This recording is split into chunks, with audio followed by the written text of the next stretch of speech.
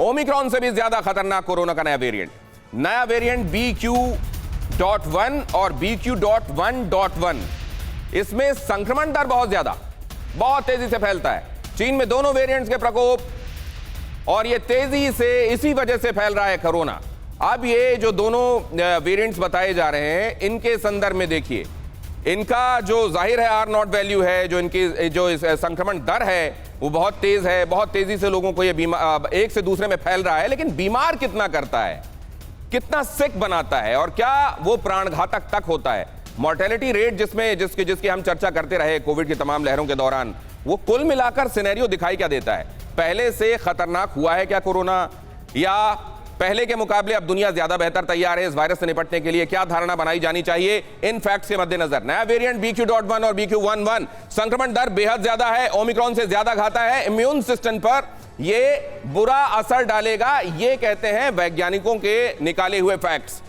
ये अपनी जमीन पर नर्सरी बना के सिर्फ झाड़ बेचकर साल में 2 करोड़ कमाते हैं। उनके सीक्रेट्स को सीखना चाहते हैं तो फ्रीडम ऐप को अभी डाउनलोड करें। क्या वो जो है इम्यून सिस्टम पर बहुत बुरा असर डालेगा?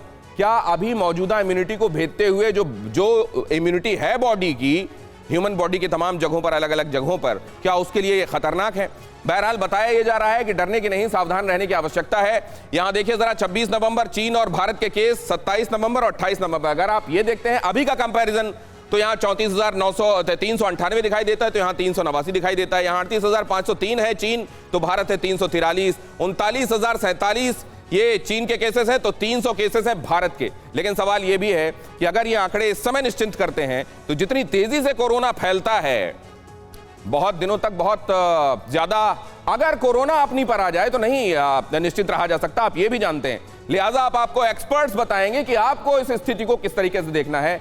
इंडिविजुअल ने तब उनकी अपनी कितने सगेशियस थे वो, कितना उन्होंने ध्यान रखा, इस बात ने उनकी जान बचाई थी। इस बार आपको क्या करना है हमारे एक्सपर्ट्स बताएंगे। भारत में वैक्सीन की 219 करोड़ से ज्यादा डोजेस लगी हैं और ये भारत के हक में जाने वाला एक महत्वपूर्ण फैक्ट है। भारत के मुकाबले चीन में वैक्सीनेशन कम हुआ और चीन का माल, वहां आप जानते हैं जो चीन ने वैक्सीन बनाई भी होगी या वहां जो आयातित की गई होगी, उसका क्या हाल रहा होगा, उसको लेकर कोई गारंटी नहीं है। भारत में वैक्सीन से सुपर इम्यूनिटी विकसित हुई, एक्सपर्ट्स ये भी कह रहे हैं, और ओमिक्रॉन के बाद लोगों में एक हर्ड इम्यूनिटी वाली स्थिति भी बनी है, ये भी कहा जा रहा है। ये वो बातें हैं जो हमको कोविड से इस बार उतनी डरने की जरूरत नहीं है, इस स्टेटमेंट के फेवर में जाने वाले फैक्ट्स हैं। लेकिन इधर चिंताएं किस बात की हैं, जरा वो भी समझते हैं। डॉक्टर अंशुमन। बिल्कुल, फेवर की बातें आपने बता दी। चिंता की बात यह है कि ओमिक्रॉन के जितने वेरिएंट्स बने बाद में, स्टिल्थ ओमिक्रॉन करके उसका नाम हुआ था, मतलब चकमा देने वाला।